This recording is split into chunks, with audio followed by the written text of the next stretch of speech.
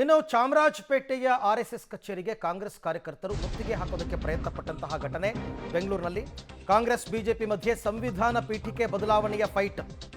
ಚಾಮರಾಜಪೇಟೆಯ RSS ಕಚೇರಿಗೆ ಕಾಂಗ್ರೆಸ್ ಮುತ್ತಿಗೆ ಹಾಕೋದಕ್ಕೆ ಪ್ರಯತ್ನ ಪಟ್ಟಿದೆ.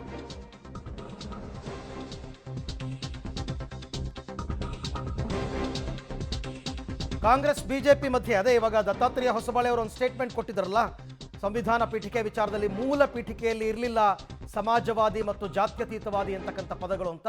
ಆ ಫೈಟ್ ಇವಾಗ ಜೋರಾಗ್ತಾ ಇದೆ. ಒಬ್ರು ಹೇಳ್ತಾರೆ ಕೇಂದ್ರದಲ್ಲಿ ನಾವು ಅಧಿಕಾರಕ್ಕೆ ಬಂದರೆ ಆರ್ಎಸ್ಎಸ್ನ ಬ್ಯಾನ್ ಮಾಡ್ತೀವಿ ಅಂತ ಕಾಂಗ್ರೆಸ್ ನಾಯಕರು. ಇವತ್ತು ಕಾಂಗ್ರೆಸ್ ಕಾರ್ಯಕರ್ತರೆಲ್ಲರೂ ಕೂಡ ಆರ್ಎಸ್ಎಸ್ ಕಚೇರಿಗೆ ಚಾಮರಾಜಪೇಟೆನಲ್ಲಿ ಇದೆಯಲ್ಲ ಅಲ್ಲಿಗೆ ಮುತ್ತಿಗೆ ಹಾಕೋದಕ್ಕೆ ಅಂತ ಬಂದಿದ್ದಾರೆ.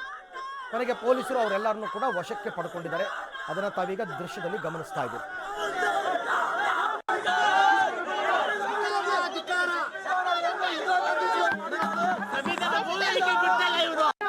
ಸಂವಿಧಾನ ಓದಲಿಕ್ಕೆ ಎಲ್ಲರಿಗೂ ಕಾಂಗ್ರೆಸ್ ಆಗೈತೆ, ಆದರೂ ಮರ್ಯಾದೆ ಎಲ್ಲ ಬಿಜೆಪಿ ಅವರಿಗೆ.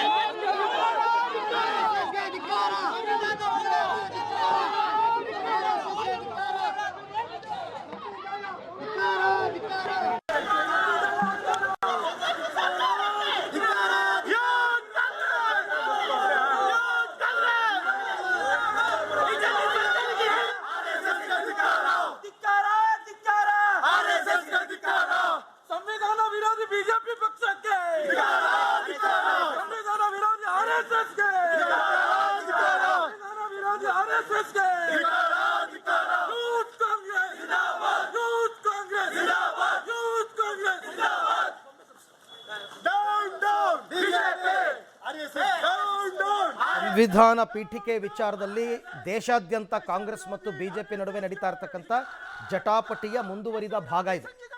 ಇವತ್ತು ಆರ್ಎಸ್ಎಸ್ ಕಚೇರಿಗೆ ಮುತ್ತಿಗೆ ಹಾಕೋದಕ್ಕೆ ಅಂತ ಕಾಂಗ್ರೆಸ್ ಕಾರ್ಯಕರ್ತರೆಲ್ಲರೂ ಬಂದಿರತಕ್ಕಂಥದ್ದನ್ನು ತಾವು ಗಮನಿಸ್ತಾ ಇದ್ದೀರಾ ಬೆಂಗಳೂರಿನಲ್ಲಿ.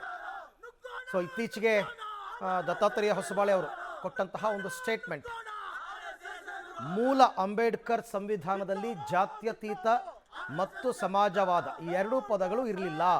ತುರ್ತು ಪರಿಸ್ಥಿತಿ ಸಂದರ್ಭದಲ್ಲಿ ಕಾಂಗ್ರೆಸ್ ಅದನ್ನು ಸೇರ್ಪಡೆ ಮಾಡ್ತು, ಅದನ್ನು ತೆಗೆಯೋದ್ರ ಬಗ್ಗೆ ಆಲೋಚನೆಗಳಾಗಬೇಕು ಅಂತ ಒಂದು ಸ್ಟೇಟ್ಮೆಂಟನ್ನು ಕೊಟ್ಟಿದ್ದರು.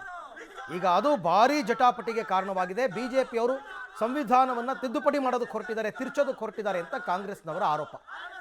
ಹಾಗಾಗಿ ಇವತ್ತು ಆರ್ಎಸ್ಎಸ್ ಕಚೇರಿಗೆ ಮುತ್ತಿಗೆ ಹಾಕೋದಕ್ಕೆ ಕಾಂಗ್ರೆಸ್ ಕಾರ್ಯಕರ್ತರೆಲ್ಲರೂ ಕೂಡ ಬಂದಿರೋದನ್ನ ಗಮನಿಸ್ತಾ ಇದ್ದೀರಾ. ನೂರಾರು ಕಾಂಗ್ರೆಸ್ ಕಾರ್ಯಕರ್ತರು ಮುತ್ತಿಗೆ ಹಾಕೋದಕ್ಕೆ ಪ್ರಯತ್ನ ಪಟ್ಟರು, ಘೋಷಣೆಗಳನ್ನು ಕೂಗಿದ್ರು.